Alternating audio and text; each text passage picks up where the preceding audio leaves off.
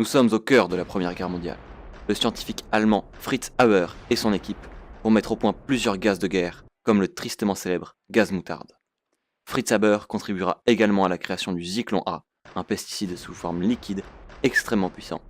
Enfin, un de ses anciens collaborateurs développera sous le régime nazi un nouvel insecticide connu sous le nom de Zyklon B, également utilisé dans les chambres à gaz. On pourrait penser qu'aujourd'hui, jamais l'on utiliserait des produits aussi dangereux dans la nature. Mais pourtant, deux produits ont récemment fait parler d'eux, les néonicotinoïdes et le glyphosate. Mais pourquoi? Pour commencer, le glyphosate est un herbicide et les néonicotinoïdes sont des insecticides. Et vous, qu'en pensez-vous? Eh bien moi, en tant que fermier, l'utilisation de ces deux produits me permet d'avoir de meilleures récoltes sur de plus petites surfaces.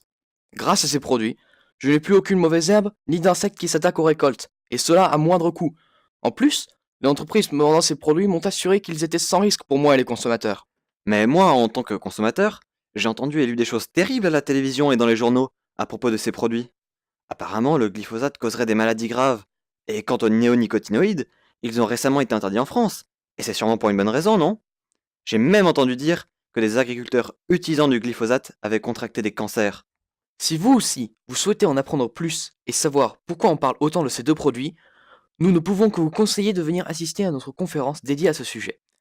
Différents intervenants ayant une expérience avec le glyphosate ou les néonicotinoïdes viendront nous parler et exprimer leurs avis. Venez nombreux!